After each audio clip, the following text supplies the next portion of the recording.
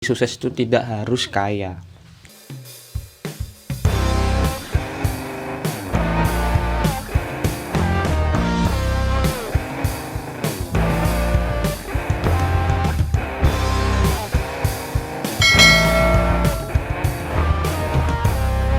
What's up yo man, cuy, kembali lagi bersama gue, kembali lagi ke channel From Zero to Happiness. Assalamualaikum warahmatullahi wabarakatuh. Apa kabar kalian semua ya, para subscriber gue ya? Apa kabar? Gimana nih puasanya? Sudah memasuki mau hampir seminggu kita puasa. Ya, tidak ada kan nih pengkel, nggak ada. Pokoknya sebenarnya gue 3 hari ini lagi gak enak badan, tapi ya berhubung gue lihat ini jadwal untuk mengonten, ya udahlah, gue paksain. Tapi ya gue juga bukan karena apa-apa gitu, enggak, karena gue ya emang pengen menghibur kalian gitu loh. Jadi seperti apa yang gue bilang seperti kemarin, seperti video gini. Untuk kedepannya ya Bar ya, kedepannya kita akan ada sedikit reaction tentang bertema nuansa agama gitu, nuansa Islami gitulah. Ya benar. Jadi mungkin beberapa kali atau beberapa konten gue mungkin akan ada tentang mendengarkan ceramah atau mendengarkan tausiah tentang apa, pokoknya tentang pelajaran tentang hidup gitu loh ya. Bukan berarti gue bikin konten ini karena bulan Ramadan, enggak. Maksud gue rencana juga ya, gue berharap juga konten ini akan ada terus setelah Ramadan gitu loh. Maksudnya kita sama-sama belajar lah gitu tentang arti sebuah hidup tuh apa, tentang arti sebuah mantan tuh apa, atau arti sebuah teman yang meminjam uang tidak kembali itu apa. Pokoknya seperti itu, kita sama-sama belajar aja lah gitu, sama-sama belajar. Dan apabila emang gue nanti kalau ngomong atau apa emang ada salah kata dari nanti ketika nonton, ya gue maaf juga Suji, karena kadang mulut gue tuh emang kurang ajar gitu loh, nggak bisa ngerem. Pokoknya seperti itu. Oke, sebelum gue mulai, gue akan pakai handset baru. Gue akan pakai handset jadi biar lebih mendalami gitulah ya, biar nggak bocor-bocor suaranya. Suara kemarin kan ada yang bilang kayak, bang, suara lu kok bocor tuh di mic ini. Ya emang benar sih, karena gue nggak pakai headset. Sekarang gue pakai headset dan oke lah, tanpa banyak lama lagi, yuk subscribe dulu dong. Nah, oke, kita mulai langsung, let's go. Baik gitu. Gue belum siap. Oke guys, sebentar.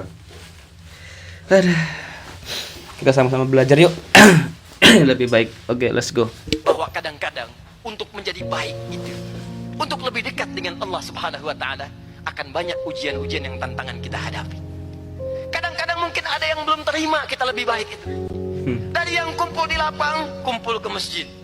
Dari yang kumpul di tempat hiburan, pindah ke majlis ta'lim. Apa dikira akan mudah? Belum tentu. Kadang-kadang sekitaran Anda akan mengatakan, Masya Allah, soleh sekarang. Masya Allah, sudah berubah sekarang. Sorry gue potong ya. Emang terkadang emang gitu ya. Kita kan kalau emang dapat hidayah gitu, sebenarnya hidayah tuh entah dicari atau dijemput, gue nggak tahu juga terlalu detail tentang agama. Tapi gue juga alhamdulillah sholat gue juga ya senakan-nakan tetap sholat, itu penting. Karena kadang itu kalau kita nggak tahu dari hati tuh kayak ter apa namanya, maksudnya maksud gue kayak pengen gitu loh ya, tiba-tiba kayak pengen aja sholat, pengen ke masjid gini-gini. Kadang kan teman juga, wah lu soleh, lu habis ngapain lu bangsa itu. Seperti itu, kadang ada orang seperti itu, cuman kan ya nggak tahu juga sih ya. Lanjut. Jadi orang soleh sekarang, celaan bisa muncul, hinaan bisa keluar. Bahkan kadang-kadang perubahan kita menjadi baik belum tentu diterima oleh lingkungan sekitaran tempat kita tinggal. Maka bersabarlah. Jangan kita terlampau sedih dengan itu semua. Kita itu masih kecil dibandingkan para nabi. Dikala ada keluarga yang belum sepakat, kita membebaskan diri dari riba. Ada keluarga yang belum paham, sekarang kita pengen tahajud. Ada keluarga yang belum mengerti, sekarang kita ingin mendekat kepada Allah Subhanahu wa taala. Maka jangan gentar. Kita tidak mengalami ujian seperti para nabi diuji. Tidak ada yang membakar Anda. Tidak ada yang mengusir Anda dari kampung. Tidak ada yang melempari Anda dengan batu. Seperti Nabi Muhammad pernah dilempar, Nabi Ibrahim pernah dibakar. Tapi apakah mereka mengeluh? Tidak. Maka mendekatlah kepada Allah, belajar dengan baik sampai kita mendapatkan kenikmatan.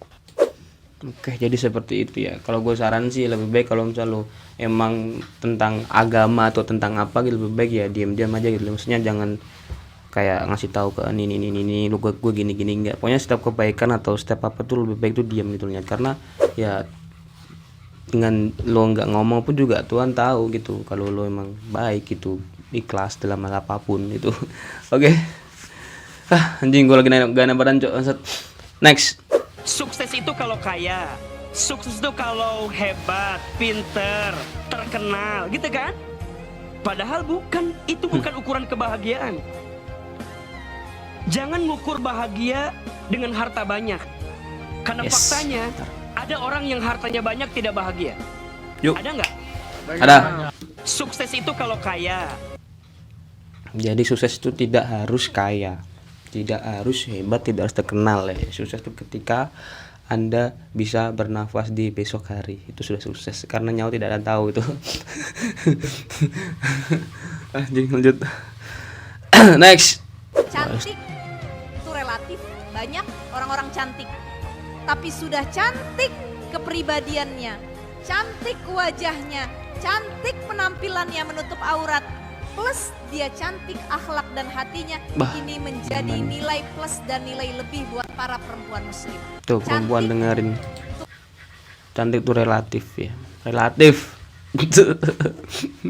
Oke. Next. Ternyata baru saya memahami kalau kita merasa bersalah, itu hati kita amat sangat halus untuk meresapi kata-kata orang. Setiap kata-kata itu menyentuh hati kita. Itu psikologis orang merasa bersalah. Setiap orang merasa bersalah, maka hatinya akan amat sangat halus dan sangat lembut. Maka jangan heran kalau ada orang yang baru tobat, hijrah, itu mudah sekali menangis. Kenapa? Hatinya mudah tersentuh. Dan saya merasakan itu hari ini. Jadi emang gitu, kalau emang hati kita merasa bersalah itu sebenarnya kayak contohnya gini lah. Jadi kalau emang sudah ngerasa bersalah ke orang, lo tahu kalau lo salah tapi lo tidak ngomong kalau lo tuh salah gitu loh. Jadi kan di hati kan tidak lega gitu loh. Lebih tadi kalau lo mengakui kesalahan, ya mungkin akan sedikit membuat hati lo akan lebih tenang, lebih lega gitu loh. Pokoknya seperti itu. Oke. Next. Jadi kalau kita sedang punya ujian, sebesar apapun ujian itu, kata Allah, memang karena Anda yang sanggup. Kalau nggak sanggup akan diuji. Di ujian itu berbanding lurus dengan kemampuan. Mustahil seorang hamba diuji di luar batas kemampuannya. Jadi kalau Anda sekarang pun sedang punya masalah sebesar apapun, kata Allah, memang cuma kamu yang sanggup, yang lain tidak. Maka jangan mengeluh. Jangan Anda katakan, ya Allah, why me? Kenapa saya? Kata Allah, why not? Memang kamu yang mampu, yang lain tidak. Nah, ketika Anda bisa menerima itu dengan sabar, kemudian datang tunaikan sholat dan mintakan solusi kepadaku lewat sholat. Memang terkadang kita gimana ya, sifat manusia itu memang nggak bisa nentu, nggak bisa ditebak gitu loh. Kadang kita juga nerima cobaannya begitu berat. Sebenarnya itu ada lagi yang lebih berat daripada kita ya. Gue bukannya sok tahu gimana, ndak, gue juga pernah ngalami kayak berpikir kayak kenapa sih ngasih ke gue gitu loh. Sedangkan gue tuh orangnya nggak terlalu nakal amat. Pada saat itu gue mikir seperti itu. Cuman ya mungkin kembali lagi si Tuhan ngasih lo kan emang kalau lo tuh emang kuat gitu loh. Jadi buat kalian semua yang emang mengalami cobaannya begitu banyak, begitu apapun ya, tolong jangan pernah nyalakan diri sendiri. Itu yang pertama. Karena yang lo tahu juga yaitu orang lain belum tentu sekuat lo. Itu yang poin kedua yang baik. Dan ketiga, lo ngeluh boleh, lo nangis boleh juga, nggak apa-apa lo nangis atau lo apa, nggak apa-apa. Yang penting lo jangan lupa sholat, itu penting, itu tiang agama. Kalau lo emang nggak bisa dah, harus dipaksa, emang itu harus dipaksa, bukan dari hati. Dulu gue juga berpikir seperti itu tentang sholat. Sorry kalau emang gue agak gimana, tapi ini opini gue pada saat dulu.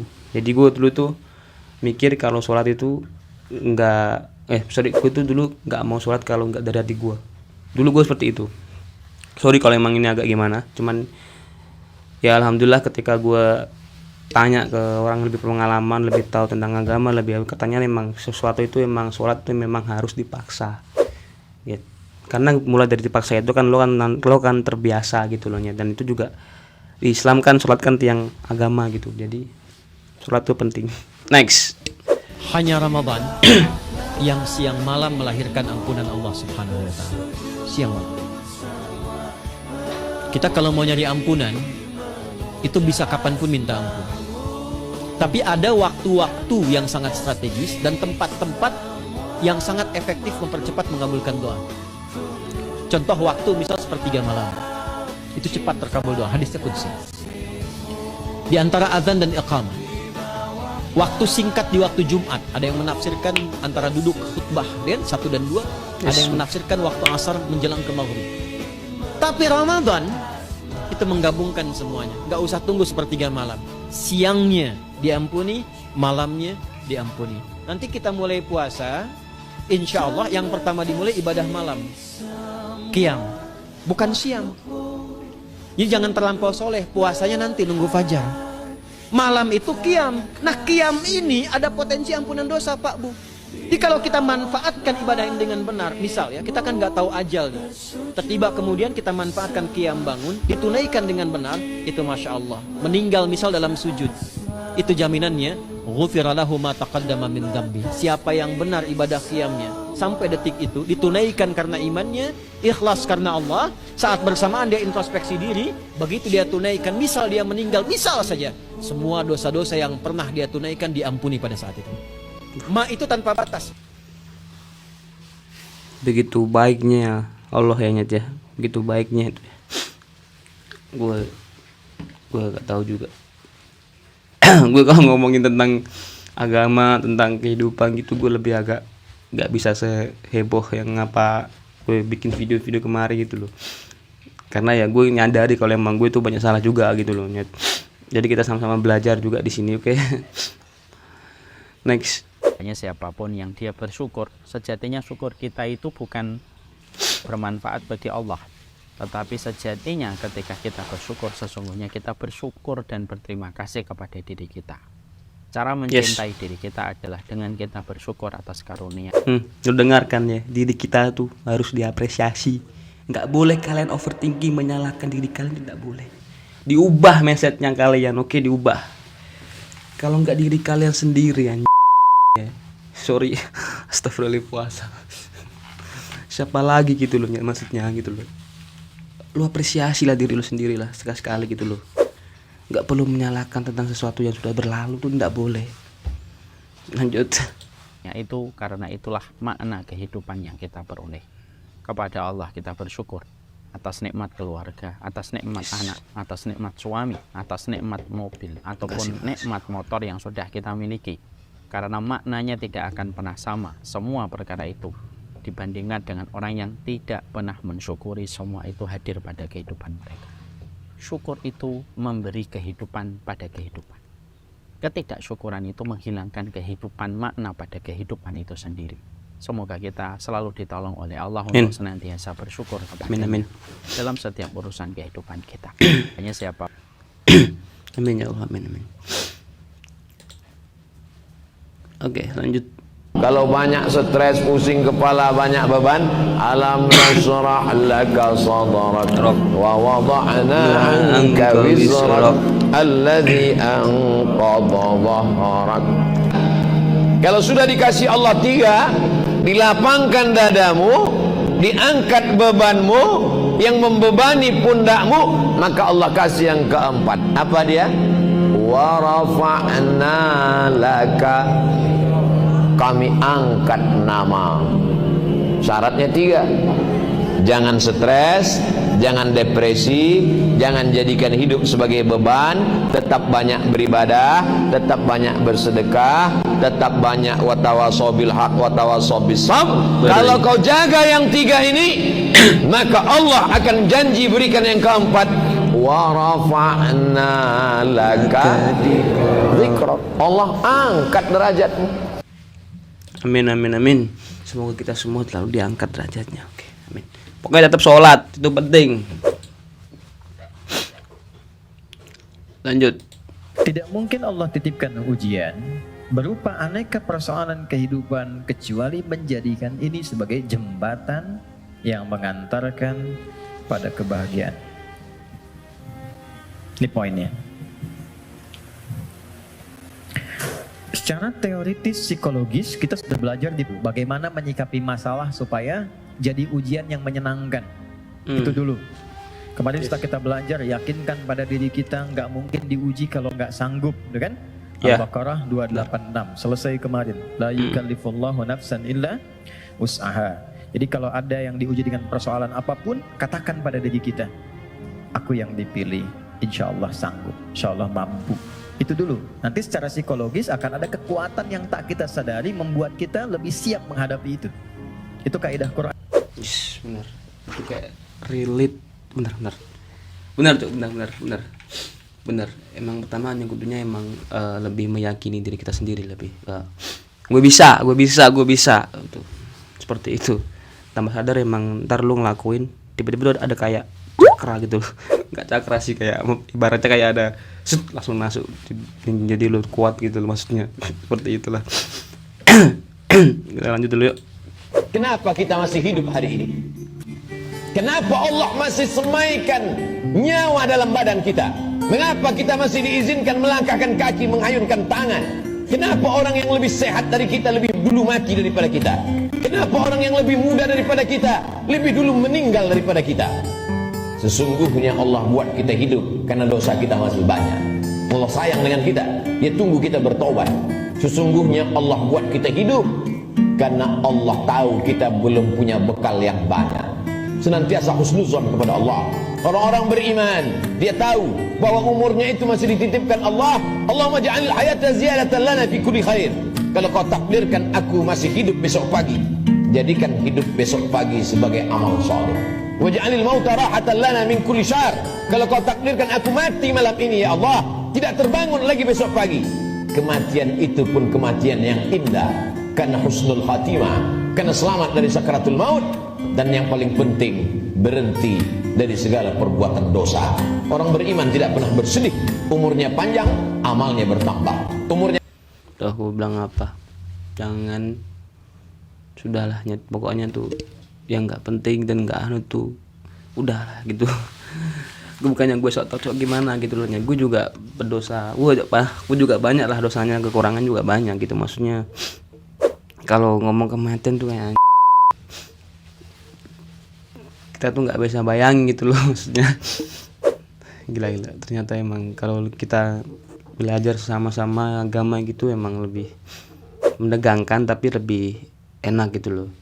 Kita lebih tahu, pengetahuan kita lebih dalam tentang agama. Oke guys, habis video kali ini dan terima kasih sudah menonton. Terima kasih yang sudah mendengarkan ceramah-ceramah dari tausiah ulama-ulama kita. Ya gue harap sih juga video ini juga tidak selama Ramadan juga sih. Setelah Ramadan tetap akan ada. Gue harus seperti itu dan kita sama-sama belajar, sama-sama memperbaiki diri kita sendiri, mengintrospeksi diri sendiri. Apa yang salah dari diri kita, tapi jangan sampai kita menyalahkan diri kita sendiri ya. Itu tidak baik karena lo nggak tahu ya kalau lo tuh bisa bertahan sampai di sini ya karena diri lo sendiri gitu lah. Jangan pernah lo menyesali segala sesuatu yang dulu lakuin itu karena lo teledor atau gimana. Lo jangan pernah sesali karena sesuatu itu memang terjadi karena kehendaknya Sang Pencipta gitu loh. Jadi tugas kita ya cuman mempelajari, belajar tentang pengalaman terlebih dahulu biar lebih baik ke depannya. Jadi seperti itulah. Gue Sandy ABR pamit dulu dengan kalian. Apabila emang ada salah kata dari awal sampai sekarang, gue minta maaf juga. Dan selamat menunaikan ibadah puasa. Buat yang di luar sana yang emang tidak bisa menunaikan ibadah puasa sama keluarga atau sama orang terdekat Anda, tidak apa-apa ya. Jangan pernah salah, jangan pernah ngerasa lu gue kerja terus tidak mikirin keluarga. Enggak. Gue tahu, Tuhan tahu kalau lu sana tuh cuman cari uang untuk keluarga lo di sini. Jadi semangat terus. Oke, gue sedih gue pamit dulu dengan kalian dan see you, bye bye, sampai ketemu minggu depan. Dadah.